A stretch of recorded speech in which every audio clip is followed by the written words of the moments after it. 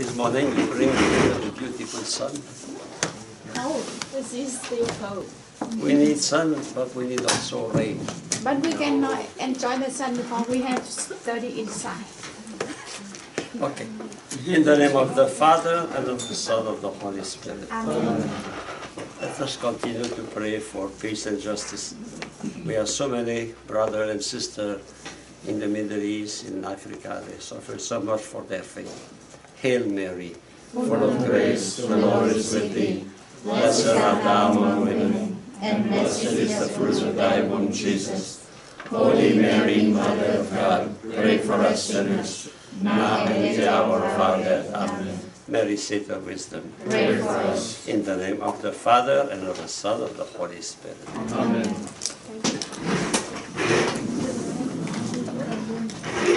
So today we reflect on a very important element of every life of a material being, a living being. It is the phenomenon of death. We are in November. I will speak about the death, so we have to reflect on that, but that is a pure coincidence. In fact, if you look at the whole organic world, plant, animal begin to live, they grow, they become older, and finally they die.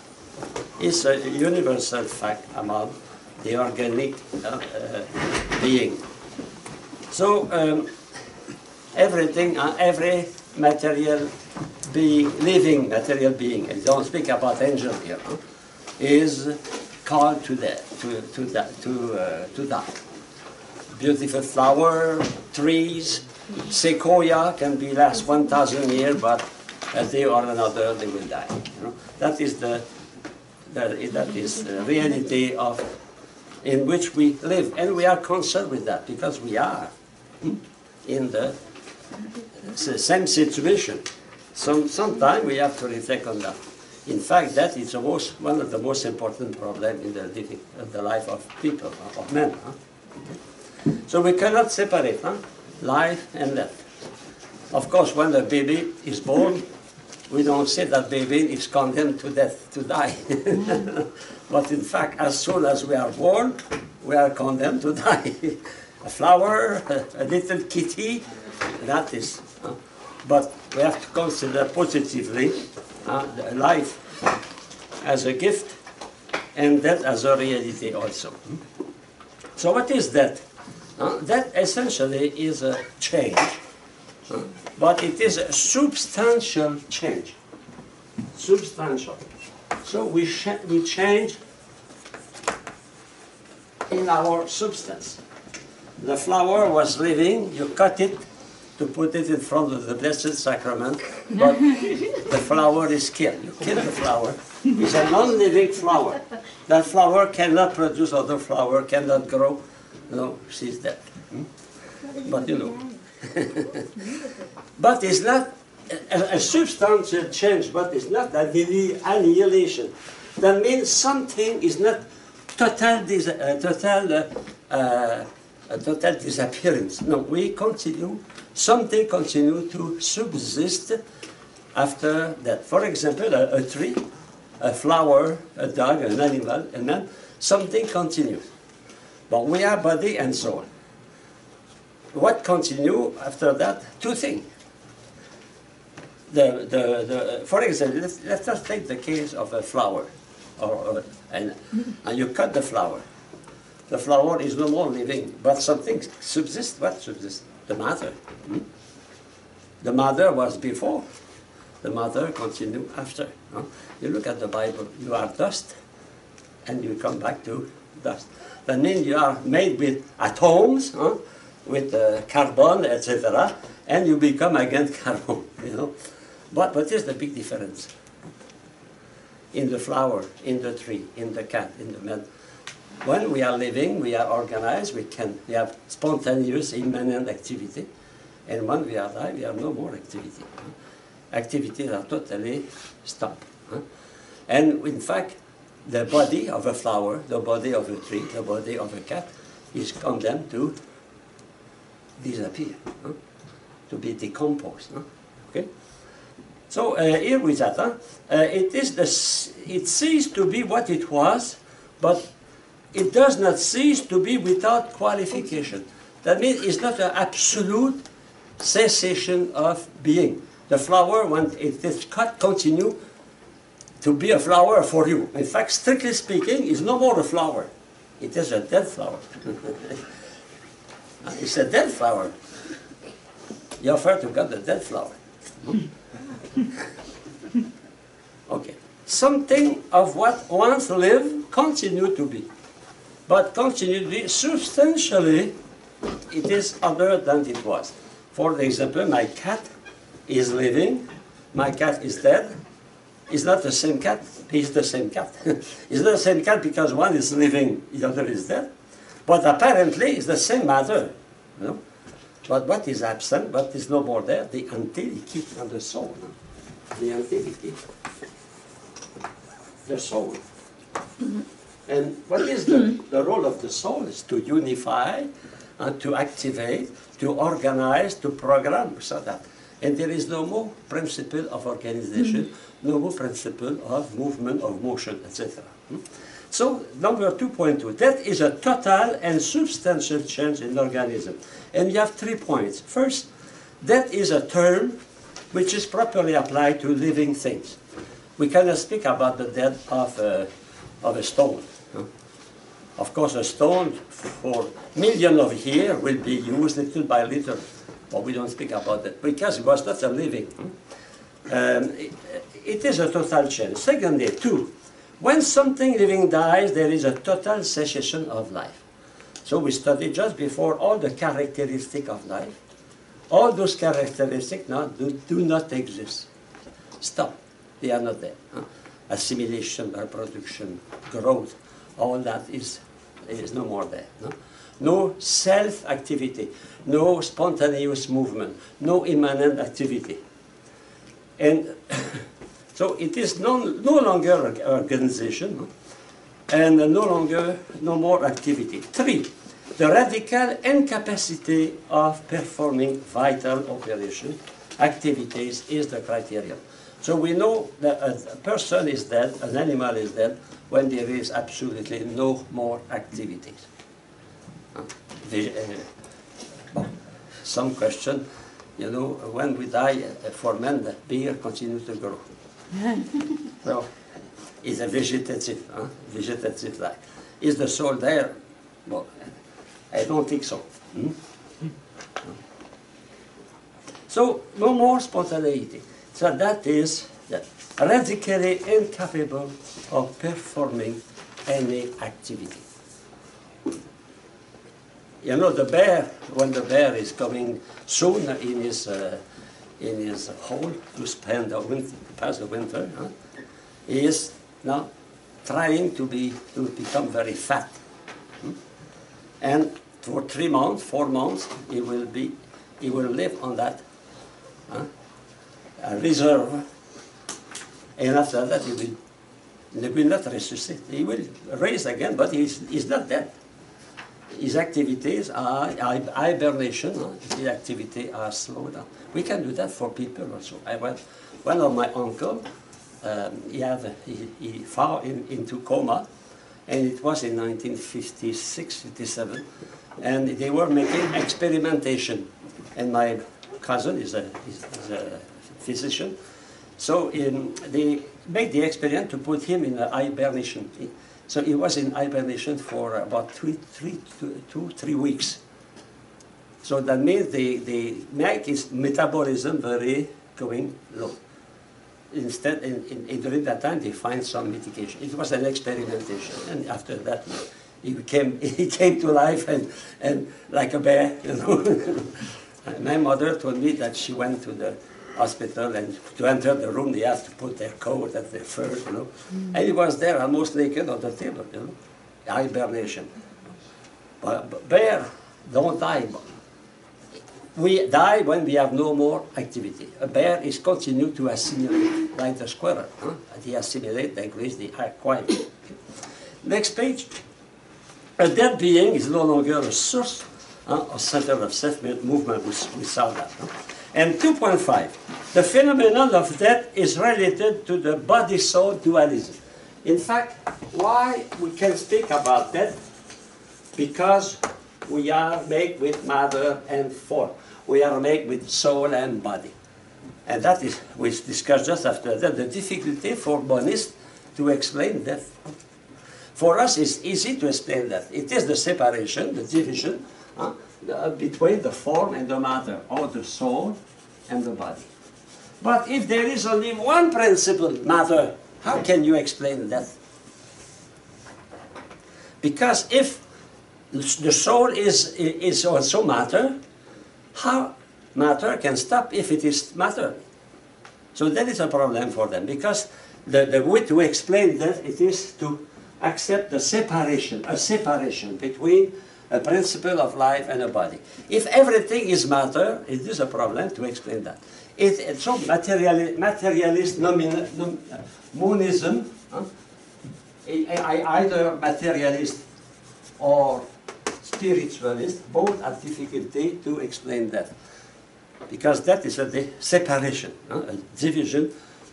If everything is matter, how to explain the division? And if everything is spirituality, only spirit, only mind, and the body is only an appearance. You remember the Gnostic at the beginning of the church? They deny that Jesus has a real body. It is one of the reasons why St. John, in his Gospel and in his letter, insists so much on the humanity of Jesus, on his body.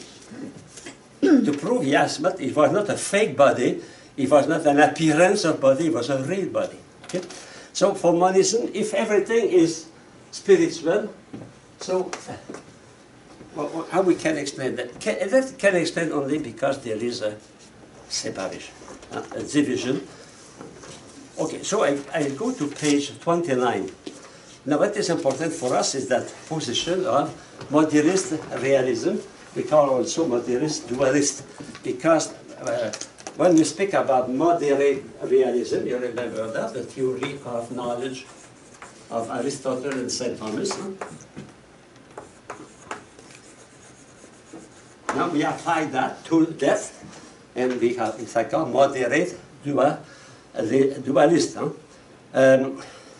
So the moderate dualist can give a consistent explanation of that, because that is seen as a separation, a division of two essential principles.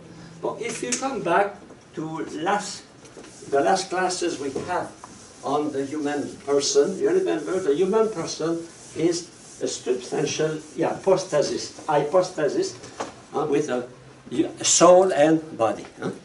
We are one, but we have two substantial principles. We are one substance, but with two principles. The two principles are the soul and the body.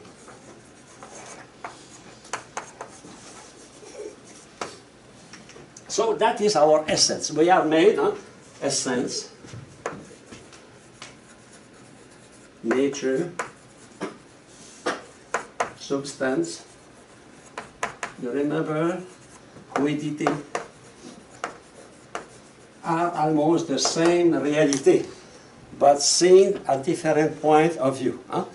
It is the quiddity, you remember in logic, but it is what it is, the whatness, what is that, what is it? Okay. For example, man is a rational animal with a genus and specific difference. What is the essence? In the essence, it is what is the thing, the same thing. But seen not at the level of logic, but at the level of metaphysics. And what is the central question, object of metaphysics? It is being. It is existence. So when we speak about the nature, what is man, at the level of metaphysics, we speak of essence. So we are man, human being, but we receive existence. And now if I speak about essence as principle of activities, I will call that nature. Nature is the essence, as principle of activity. In that case, what is the essence of man? It is to be rational animal. So as an animal, I have activities. I eat, I sleep. And as a rational animal, I think, I will. So that is the essence, principle of activity. In that nature, that essence or that quantity exists. In that activity, there is many other, we call that the substance. The I, the substance. What is my I? It must be a rational animal. So when we die, what happened? That is the very difficult problem. Does my I disappear? Does my identity disappear? But that is the question we try to answer during this class. Because it is the problem of the immortality of the soul. Do I stop existing when my essence is divided? When my body and soul are separated? When my soul is no more animating, organizing, programming, make my body active, does my soul disappear? And do I disappear? Or do I become mixed in the rest of the world? That is a great, great, great question. I think the most important is that, yeah. The fact of death is just obvious. But after that, what happened? So we try to understand that. To understand that, we must understand that man is, the essence of man is to be made with soul and body. So we saw that. I insisted a lot, you remember, on the unity, of the unity of body and soul. And now, we lose that unity. Because at that, we lose the unity of body and soul. The body is no more your body, it is a trillion of cells. And if you pass through in cremation, in a few hours you become a few thousand and million of grain of dust, So that is the question. We try to answer that now. In fact, the object of the class this morning is to answer that question here. Yes, brother? But Father, isn't the unity between body and soul only separated for a time? They're to be together? Good question. I cannot answer for the moment, but you will see. In fact, I can give the answer right now. The soul, what is the form of the soul? We see the soul is to the body like the form to the matter. Okay? So it is the form of the body. It is the form of the body. The body is disappear. Disappear. The soul, can the soul continue to be the form of the body? But that is you have to prove the immortality of the soul. But if we prove, in fact, we already proved that.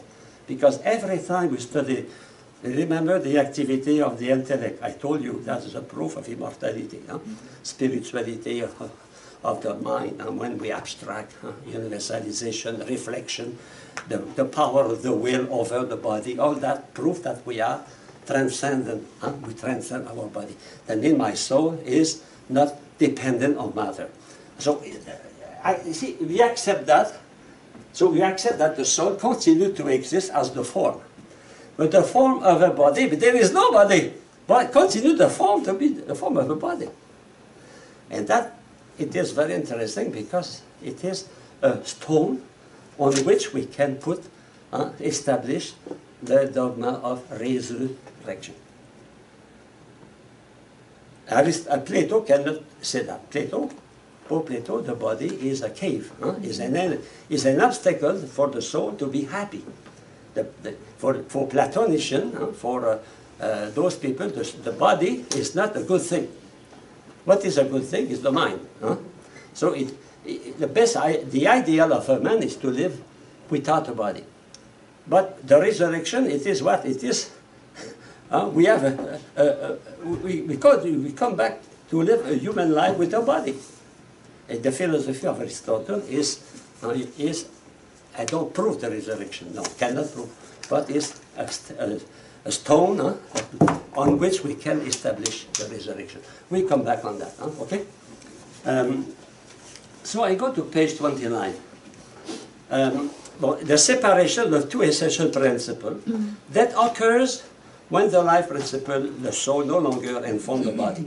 That consists on the dissolution of my essence, of my essence. That means I am no more a rational animal.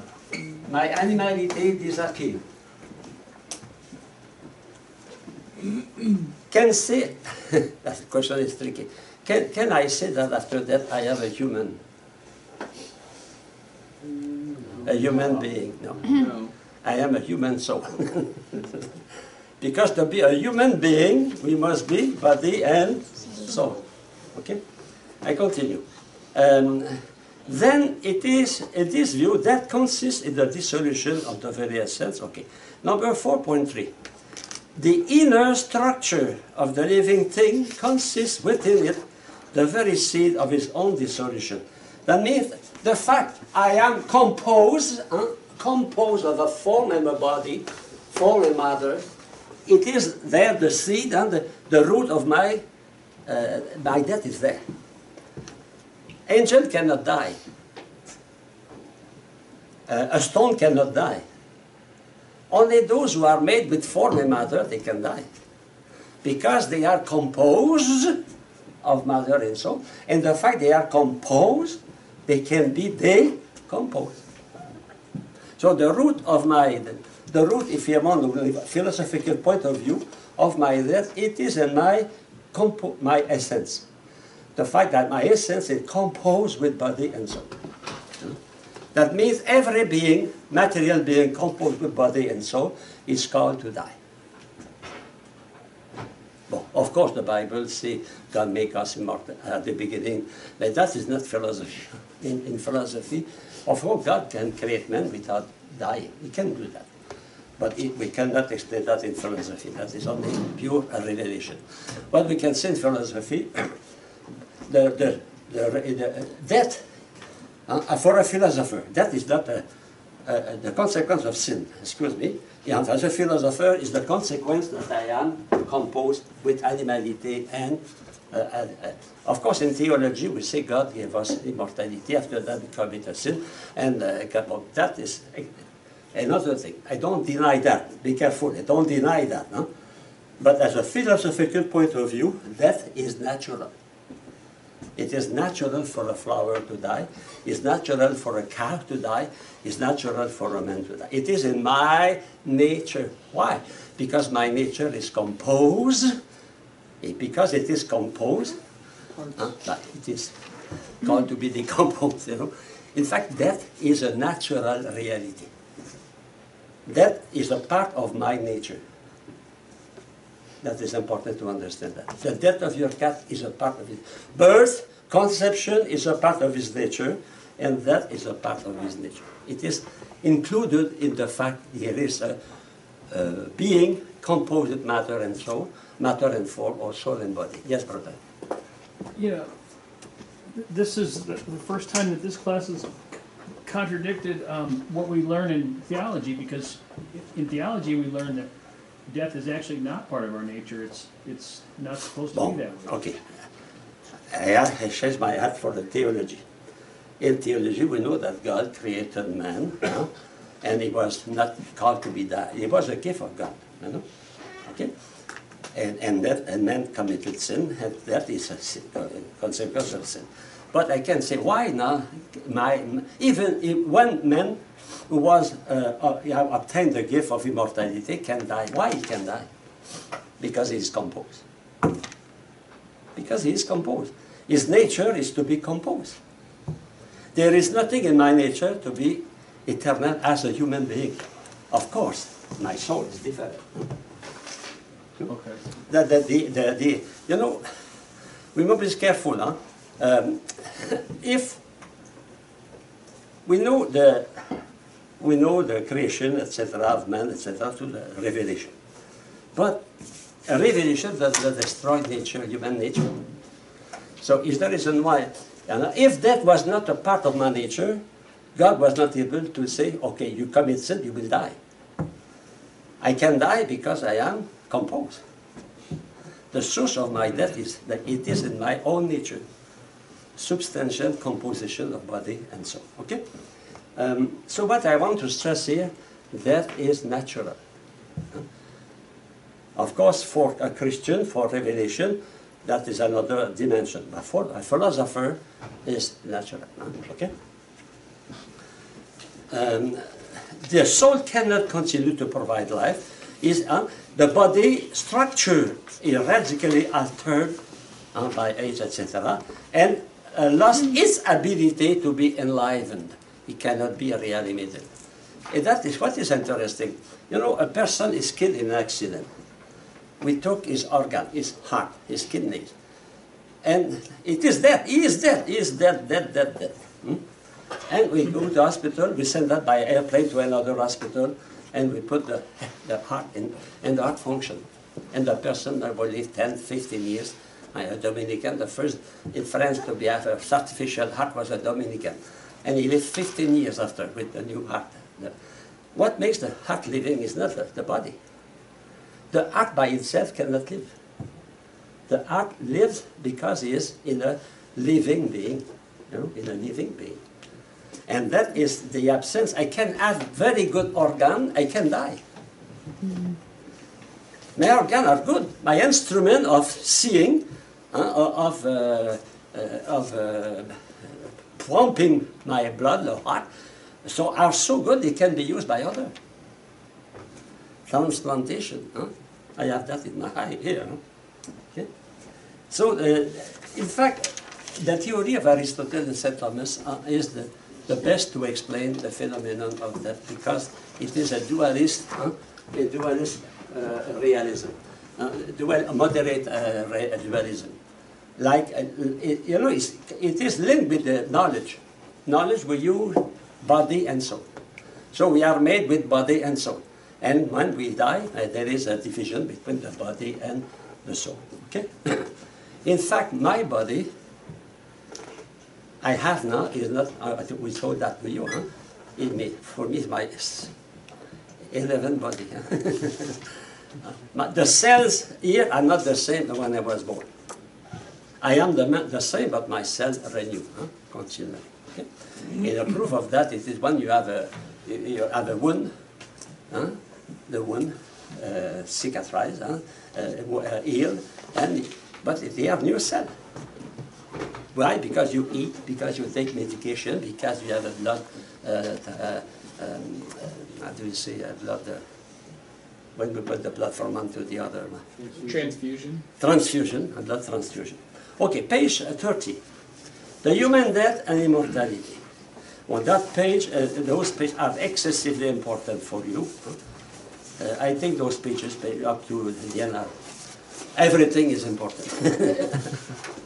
And you know, what you do now, you don't study for the exam, you prepare your life.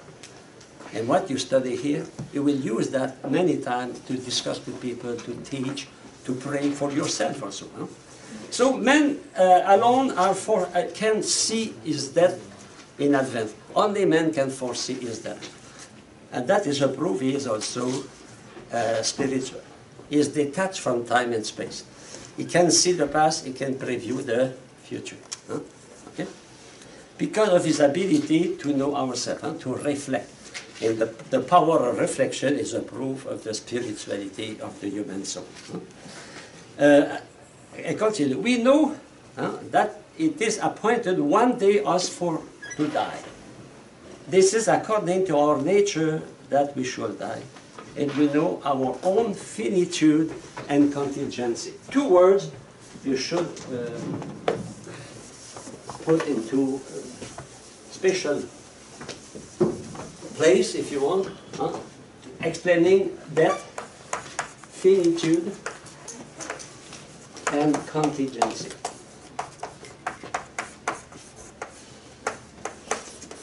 I think You know, we are finite. So by nature, my body is composed. I'm not for eternity as a body. Huh? I'm not forever. I don't exist forever. Secondly, I am contingent. I don't depend on myself. I depend on another. That proves that we are finite and that we are contingent. We are contingent because we are born by the action of others. We don't create ourselves. And when we die, we are not the master. Even I want to continue to live 1,000 years, I cannot. You know, there is a doctor in France. You can see that maybe, what is in French? On the internet. He pretends that we can suppress death. The science we arrive at it to suppress death. But that's, for me, it's a nonsense. It's impossible. We can prolongate life, of course. Now, men today live twice longer than the time of St. Thomas. When St. Francis of Assisi, all those people, they died 45, 47 years ago. They were old at 20. You understand why they marry at 14? Because life was short. Today, 80, 83, certain country, 83. So that means we can prolongate, but we cannot suppress that. But why? Because we are finite, and we don't exist by ourselves. So therefore, even I want to continue to live, I will not continue to live with my body. But that will to continue to live is a proof that we have something else than the body, no? Then we have a soul. And that soul is called to continue after him, okay? So that is a fact which is absolutely certain. You know, what I regret today in our society, we try to hide death. You know, you go to a funeral home, everything is beautiful, and the death is much more beautiful than it was when he was living, or she was living. Oh, oh la la, oh yeah, she was never so beautiful. You know, see, we try to music and flowers, and we don't want children attend the death of their grandfather or their parents sometimes. We don't want traumatized children with death. That is a very big error, because that is a part of life. Remember, think about what is the first time in your life you have an experience of death. In my life, I have one that was 5 years old. In Montreal, we have houses. There was a house here, and I was on the second floor here, and here there was another house here. First floor, second floor. I live here. And here there was I have a girlfriend, 5 years old. She was 6 years old, 1 year older than I. And she was,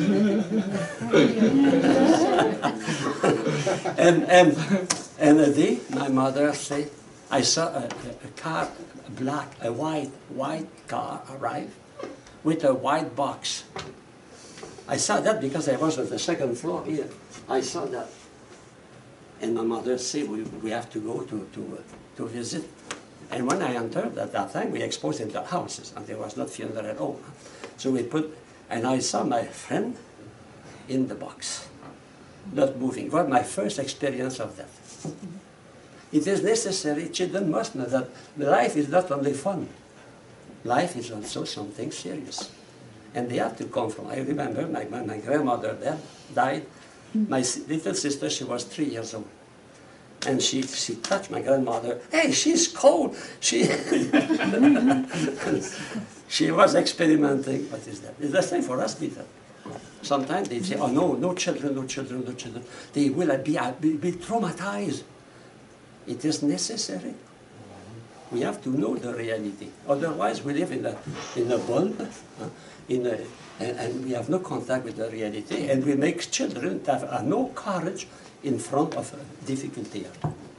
We must face those realities. The same. We see in The Simpsons, Lisa lost one cat. After that, he gave her another cat. He was killed by a cat. And she was traumatized because she was the cat dying. We have to see that. I remember when a friend I was a little boy, and he found a dead bird in the courtyard, a dead bird. We were very sad because of that bird. You know, the experience of that is necessary. In Europe, they are much more attentive to that. For example, November, cemeteries are packed with people, everywhere in Europe. And the children go there, and they have to be, even in some places, they picnic. I saw that in Peru, they picnic in the cemetery with the dead. To be familiar with that. Okay? Life is not only pleasure. Okay? The 2.2, what do we know about that? We don't know when, we don't know where, we don't know how. We don't know the time, the place, and the circumstances. And it is much better. Much better not to know that. Because we will be paralyzed. Huh? Imagine those who are condemned to death. They know the 15th of December, you will be cooked on the electric chair. Huh? That is not, it's better not to know. Okay. That has preoccupied a prominent place in the man's psyche. That is a fact, first. And we see that because everywhere in every culture, every civilization, there are monuments. And there are something think about your ancestors, the cult of ancestors. When Father Ricci arrived in China, and he discovered the cult of ancestors, and that was not accepted. But one of the reasons why they suppressed the recorded Jesuits from China, because they adapted the cult of the ancestor. In fact, it is a kind of communion of saints. What is the 1st of November? It's the communion of saints. We are in communion with the dead. And what is Halloween just before? Hallow in English means holy. Huh? Hallow be thy name, no? So Halloween was the Halloween, the day, the night before, Halloween. It was a way to exorcise death, to mock death, a way to, you know, when we cannot fight an enemy. Sometimes the arm is mockery, so we cannot fight death, so we mock them. You know, we have masks, etc. That is the reason, no? To defy that, to mock that. But finally, we know the day after, 2 of November, there is no choice. It is a fact. And it is a fact so important that a large part of arts, music, sculpture is about that. Look at if you go to Europe, for example, how many beautiful monuments, huge monuments, sculpted because of the person who is there, you know. In our cemetery, we have that also. Monument, the art, painting. How many painting, how many poem, literature about the problem of death. That means that is something excessively important in life. Life is important, but death is important. It's important, why for us? Because we are sure, as a philosopher, we can be sure that something continues after. You know? And that is universal in the culture. No culture was atheistic. Religion is a part of every culture, and that is also a part of every culture. So now we can study the ancient culture when we visit the tomb of people having lived 5,000 years ago, and we see the way they live. They live by the way they died. Because in the tomb we find food, we find arms, we find clothes, we find jewels, you know, we find sometimes painting. We recognize that the people believe in the afterlife. Okay? So when we speak about that, we have two problems. We have the problem of what happened, happened after, and now what I have to do. Because if there is an after, and the end prepare. You remember when we study causality? The efficient cause, the final cause is good. The final cause is at the end, but it is also at the beginning, no? So if at the end there is death, and after that, that influence the beginning. If you are here today, because there is an end for that. The end is to become a priest, or to become a teacher, to become a master of novices, to become a nurse, etc., a social worker. Huh? But that end was at the beginning. When you decided to come here, to study here, you have the end. So that means we cannot think about that without questioning the way we live. Questioning what are our values. In the scripture they say, think about your final end, your death, and you will not commit sin. And you know, people try not to think about that. I give you an example. A day I was in hospital with a member of my family. And I say to that person, he was dying, I say, well, I spoke as a priest, and his wife said, no, don't speak about that. He was dying. Don't speak about that, you know.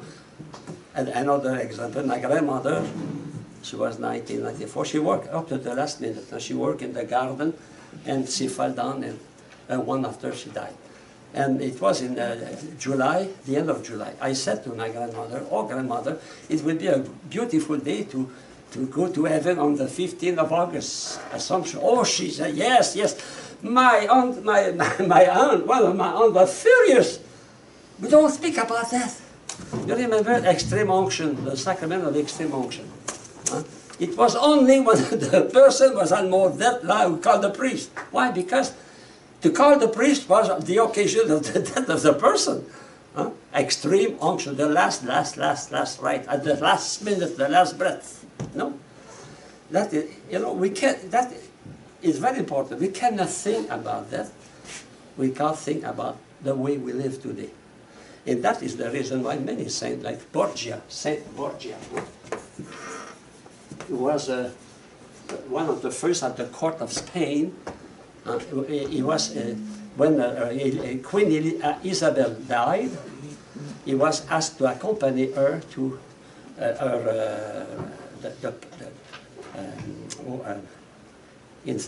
near Avila, I forget the name, to the place where she was to be buried. But before they opened the tomb, and when she saw the queen, he was so terrified, he decided to become a Jesuit. You know, he said, in beauty, everything is birth. You know, think about that. That is the reason why we cannot separate the thought of after death and the thought about the way we live today. Yes. Well, did Aristotle believe in some type of final judgment, philosophically? Final judgment, I don't think we speak about that. That is final judgment is really a Christian. So this, what did Aristotle believe happened to the soul that just kind of? He recognized the immortality of the soul, like Plato. You know, the Greek. In fact, except the atomist, except the materialist philosopher, all the other Greek philosophers recognized the immortality of the soul. Okay. But Socrates, for example, is clear, or Plato is clear, immortality of the soul. Plato also. But the question of judgment, maybe in the mythology there was a judgment, okay. But I cannot not the judgment in our perspective. Okay. Next page. So the meaning of life is enveloped of the awareness of death. And number 4, the human death is different from the death of our being. We spoke about that. 4.1, only man is aware of the future. Only man understands and foresees the death. Only man can think about his own death. And when we pray every day, if you say the rosary 50 times, what you do say? Pray for us sinners now at the hour of our death. Even when you were 6 years old, you said that. Okay? Consequently, our life consciousness continue within it in the fact of death. In fact, I am conscious of myself when I think about my death. Because the one who will die, the one who will be after death, it is the same I today. You know, there is a continuity. A continuity. As a result, we are able to stand back and apart from death. For example, human plans for death. We can prepare our death. We go to a notary and we write a will. No? We say, I want that. Someone, they prepare the liturgy. Of course, someone, they do that when they are old. But someone, they are testament. Or you take care of the tomb of your grandparents, your parents. You know? But when you do that, it is a way to reflect on that. On that. You cannot go to a cemetery without asking questions. When I preside a funeral, most of the time I say that, you know, we cannot participate in the funeral without thinking about our own death. Okay. 5, universal respect and reverence for death. Now that I spoke already about that. We have a great respect in all culture about the dead. For example, in Rome we have a famous the Pantheon, where we put in Paris, for example, the Pantheon, where all the illustrious people, French men and women in France, they are there in the same old church, we call the Saint Genevieve Church, called now Pantheon. You go to Washington, Lincoln's Memorial. You go to Rome, to any country, you have the tombs of saints, the relics of saints. Why we respect? We believe something after, etc. We have a lot of, even our family have the picture of our parents, grandparents. Today there is a tendency to find the genealogy.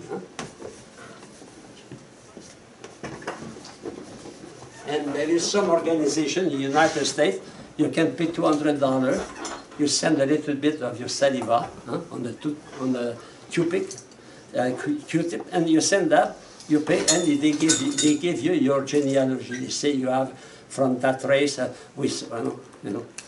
And people, they go to cemetery. You have some program on television only for that, genealogy, to find your, who are your ancestors, where they are coming from, etc. Because we are linked with the past.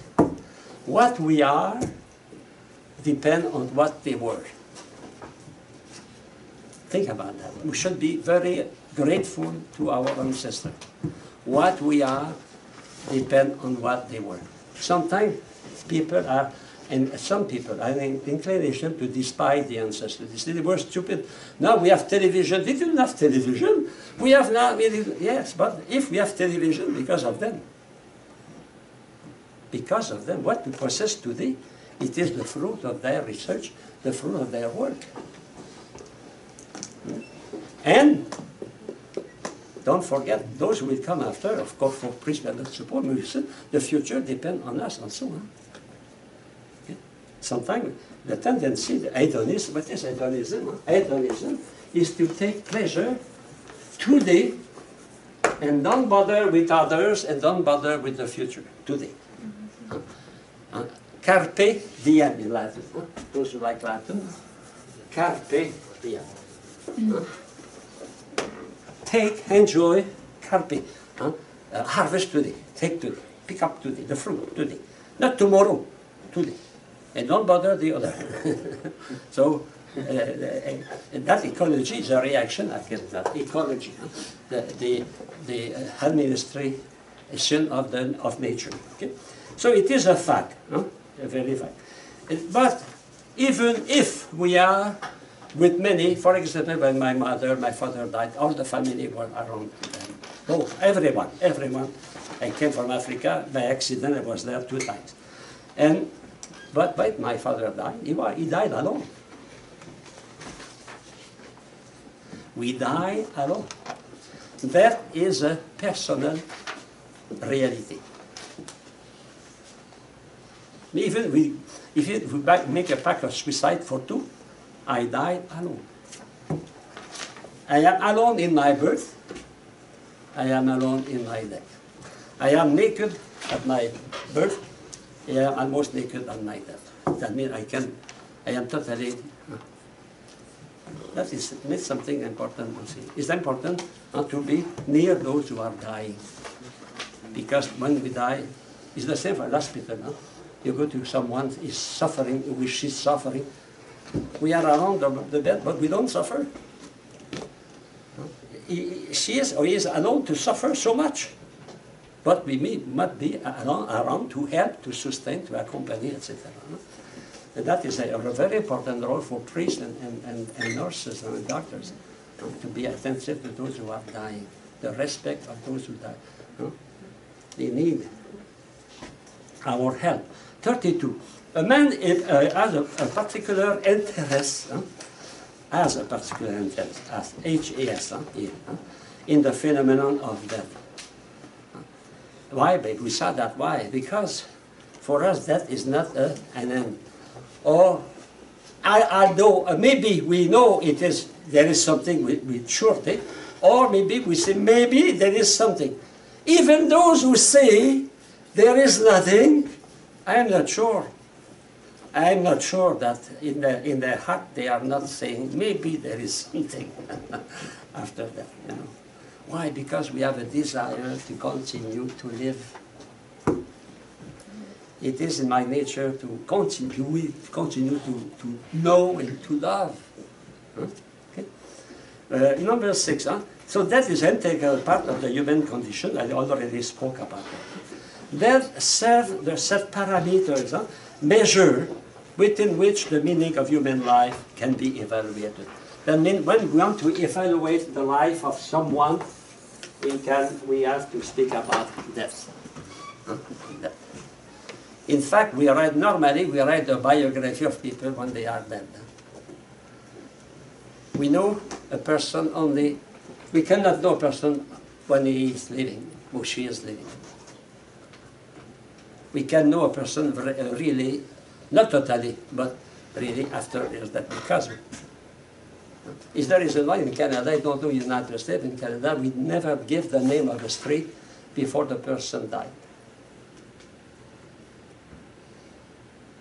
We attend, we wait, and when the person is dead, we get the name of the street, not before. We never know. Maybe that person is a mafioso. That we measure things about in regard with that. Okay, that is a parameter. We cannot measure the value of a man. And the same, the courage of a soldier is not measured when he was walking on the street in New York, Times Square. The measure of a soldier is the courage in front of death. Those who go now to Africa to work for those who have Ebola. Why they are courageous? Because they are confronting death. They risk their life, you know. They risk their life. And Jesus said something that is Bible, it's not a philosophy. Huh? There is no greater proof of love than to give his life for others. They need to be able to pass through death. Pass through death. And I continue here. Everything in the square, being judged at the standpoint of view, shows its true value. Vanity of vanities, money, beauty, popularity, power, prestige, comfort. All that disappear. It is interesting, sometimes in the newspaper, in the magazine, they give you two pictures. Or they give you a series of pictures, a young woman, young man, you know, handsome man, that's it. And after that, they give you a series of pictures, all people, all men, all women. And they say, try to match them. To match them. Hey, you know, that makes reflect.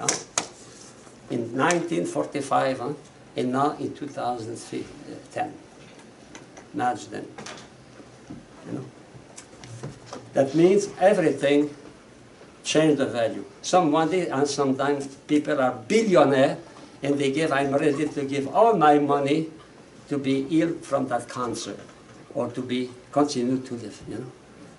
Because life is most important than all the rest. No? So number 7, that must be explained, otherwise we cannot understand ourselves. And philosophers reflect on that. I already spoke about that. Now, page 33, future, present are bound. In fact, our present is necessarily bound with our future. Your present here is bound with your future. If you are here, because you prepare the future. No? In fact, every action we do is this for a future. You eat. It's a present action, you eat. But it is for the future, for your survival, no? That means in every action we have a motive. And the motive is in the future. Normally, we prepare for another thing. No? Okay? So many great philosophers question the future. Especially, I would say, the modern philosopher, existentialists, they are struck by the idea, the problem of death. Either death has a meaning or either death has a non-meaning. If there is nothing after death, death has no meaning. If death has no meaning, what is the consequence of that? Life has no meaning. If death has no meaning, life has no meaning. Alors, if death has no meaning and life has no meaning, conclusion, let us recite. Life has no meaning because there is nothing at the end. What gives a meaning to your studies here? Because you have an end. When young people marry, there is a meaning to their marriage, to create a family, to have children, to prepare the future. And that is contrary to the mentality of our time. Our time is today. I know some young, they are no more young, they are 30, 35 now. And they had a couple, they are not married, they have one child. And the wife wants to have another child. But the husband said no. Why? Because we will not be able to go to the restaurant, to travel, Today. Pleasure for today, hedonism. Our society is here, don't forget that. Our advertising is for now. Immortality of the soul now. So if there is nothing, life has no meaning. If there is something after that, life has a meaning. Okay? One of the philosophers who spoke very well about that is Immanuel Kant. Kant, which is a great philosopher. Kant is a great philosopher. He's a great influence today. I would say Kant has a greater influence in the world than St. Thomas. St. Thomas has influence in the Catholic Church, but if you go outside, Kant is very, very important. He was a Lutheran. He believed in God. He proved the existence of God from the duty. We saw that in philosophy. So the duty, I am obliged to act according as a human being. Therefore, there must be something after that. A judgment, immortality, freedom, existence of God, all that from the fact I have to live a moral life. So the immortality of the soul is a preoccupation for every... No philosopher, no serious philosopher can deny the fact of death and can avoid the question of immortality. Either he will accept or either he will reject. Okay? So after death, the human soul survives. The body disappears. But in 9.2, the proof of that. Well, the proof here are not detailed. They are very succinct. We have to refer what we studied before, the theory of knowledge and the notion of freedom. Okay? So because the act of human intellection is intrinsically independent of the physical world, when we abstract, here in fact we make allusion to abstraction and universalization.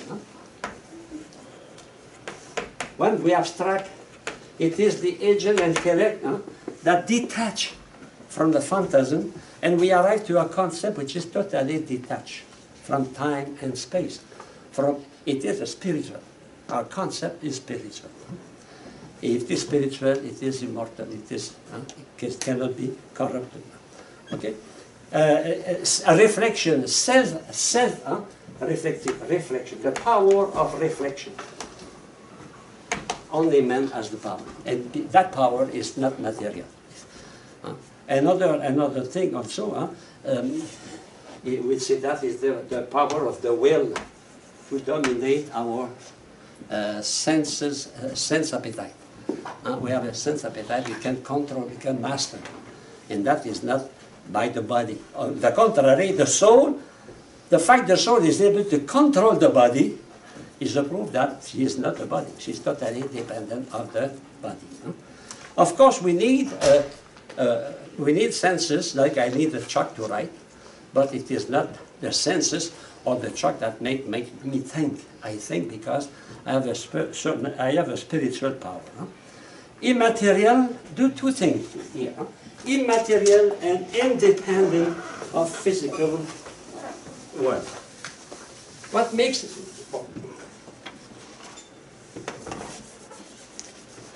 immaterial? My cat also has a soul that is immaterial.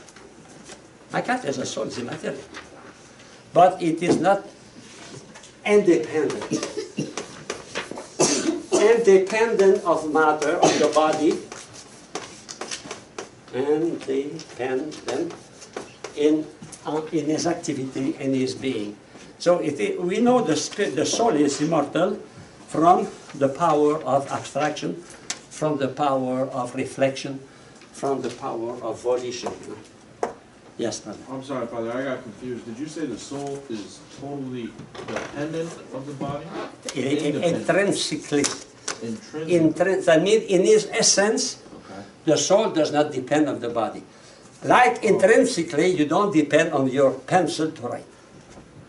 But you depend on your pencil extrinsically. It is extrinsic to you. Okay? Next page. 9.7. The human intellective acts depend merely extrinsically, not intrinsically on the physical world. That means the physical world, for example, the phantasm, is the, you remember that, the instrumental efficient cause.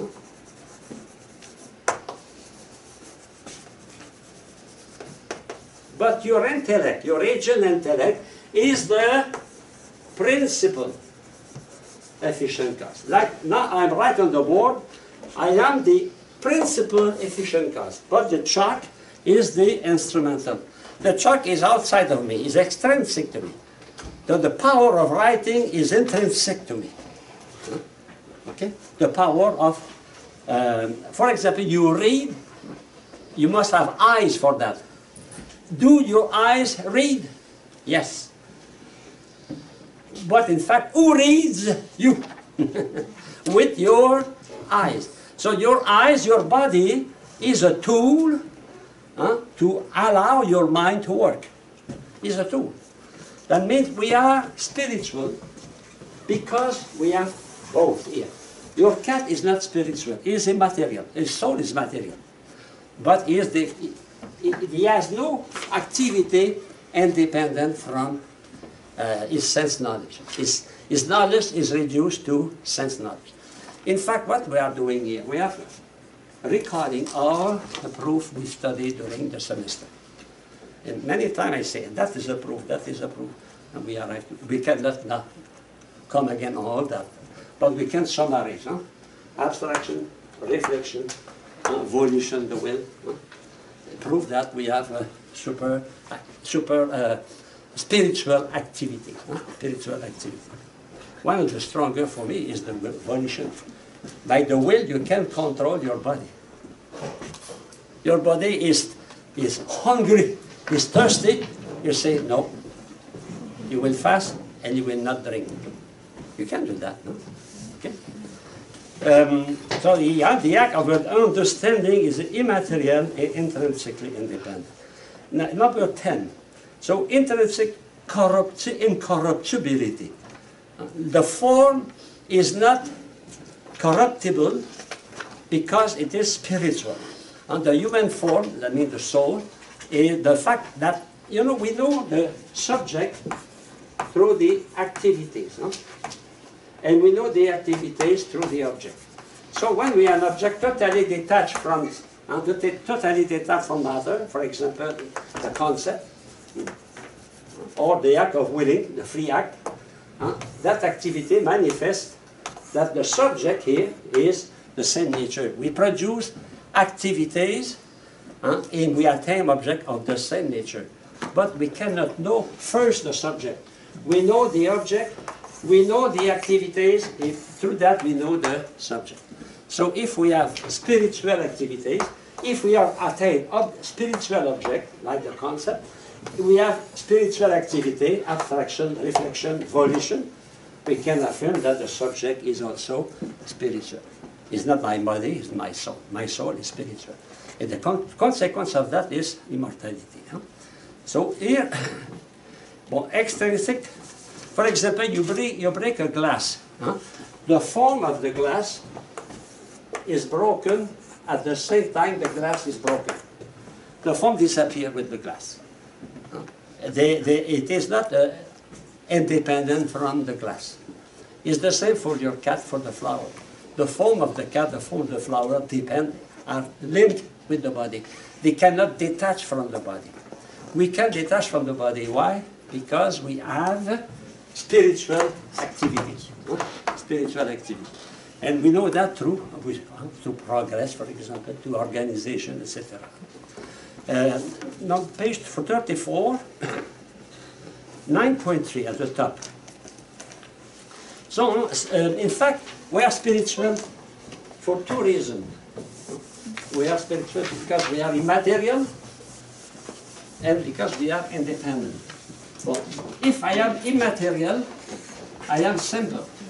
And the soul of your cat is simple also. But the soul of your cat is not independent. So the immortality of the soul depends on the fact the soul is not composed, because it's not composed cannot be immaterial. What is composed? Material. Him, not composed, not material. So the soul is simple. But it's not enough, because the soul of any living is simple also. So what is the difference between your cat? It is your activity are independent from your body. That means you arrive to some activity that transcends your body. For example, only the fact that you can prepare the future, that means that you are above the actual material reality. Okay? Because as intrinsically independent of matter, the soul does not rely on body for its existence. That means, in the case of man, the soul does not depend on matter to exist. To act does not depend on the body for its activities. And you know what is the source of activities? Is the nature, the essence, nature. So the nature of man, the soul does not depend on the body. Therefore, the soul is independent of the body. Independent, but during the life, they are substantially united. But after that, the soul continues to be what it was. The soul continues to be simple and independent from the body in its activities. Therefore, if the activity of the soul are independent from the body, the nature of the soul is independent from the body. You know, we know always the subject from the activities. So we start from the activities, spiritual activities, abstraction, reflection, volition, etc. We arrive to affirm that the nature of the soul is also independent from the body. Therefore, it continues to exist. It is not decomposed. That is the foundation, rational foundation for the immortality. That paragraph is very, very important. Aquinas' technical term for describing this characteristic of the human soul is that the soul is subsistent. What is subsistence? That means a substance having existence. That is subsistence. So the soul is subsistent, that means it is a substance having existence. A substance, that means my I and the power of my soul, the will and the intellect are in my I are in my substance. So the substance continues to exist and to exist with its power. Don't forget. That means I continue to be able to know and to love after that. Because I cannot separate my spiritual power from my I, my substance, my substance, my I. So my I continue to know, continue to will. And that is very important, because if there is no more I disappear in the unique soul of the universe. That's the theory of pantheists. We disappear in the nirvana for the Buddhists. No, I continue to be myself. Because I am myself, I have a responsibility of my action. In that external question, I can be judged. Even at the philosophical point of view, and Kant was very clear on that, we will be judged. We cannot, we have a desire, a necessity, a need for justice. And there is no justice on earth. And you listen to the song all the time that comes. The wicked are prosperous and the just is suffering. You know? It is a necessity for us to have some justice. And to accomplish that justice, we must continue to be I. So I give my individuality after my death. Why? Because the form was the form of this body. And that my form continues to be an individual form. That's very, very important. Because if you accept that, we fall into pantheism. And we have no judgment, no punishment, no reward, no heaven, no hell, nothing. We are in the melting pot.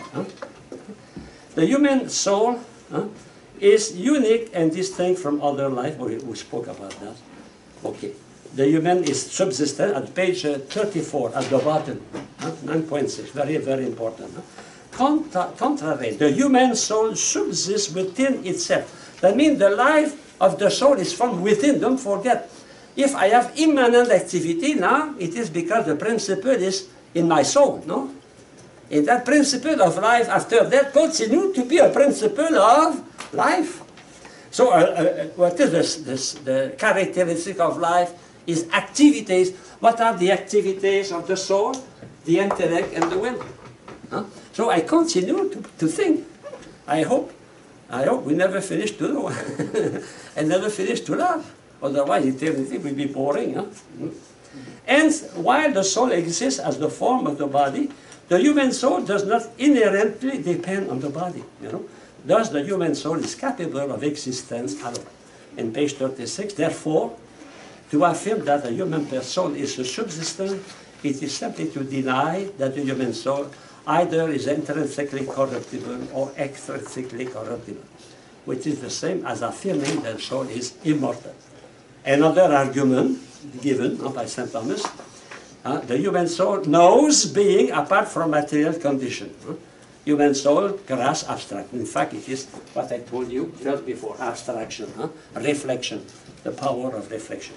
And 11.2, because of our intellect knows being absolutely apart, there is a natural desire to exist always.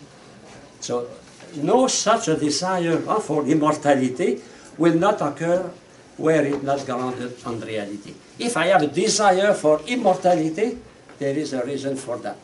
We call that the principle of sufficient reason. If in every man on earth, we go to the pyramid, you visit the tomb, there is a desire for immortality. Every man wants to continue to exist. We have a desire for that. That desire is not in vain. There is a reason for that. And the reason for that is that we are spiritual, we are immortal. Immortal in our soul. So the manner, after that, we separate. We live in a separate way. And if we know, but we cannot know as we know now, we know directly, we have no senses. So if we know, it will be by communication from mind to mind. When I will meet St. Thomas or the Aristotle, or St. Augustine or St. Thomas, we communicate mind to mind. We have no mouth, we communicate. Hey, when you talk with Jesus, when you pray, what do? You communicate mind to mind, no? It is a spiritual activity.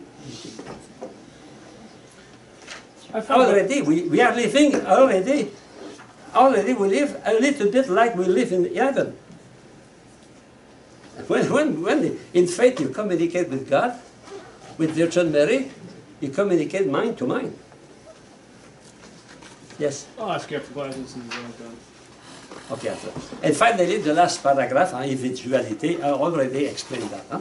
We continue the form of the body, and because of that, the resurrection, the dogma of resurrection, is very fitting well with Aristotle, but not fitting well with Plato. And St. Paul tried to explain that, you remember, no? When he said Jesus resurrected, they say, go another day to tell us. They were not able to accept the resurrection, because the body was not a good thing for them. And for us, it is normal that the soul be united to a body. The rest, I don't know. Totalitaire, alitaire. Totally otherwise. We don't know. Okay. I hope now you are not too tired of thinking about that.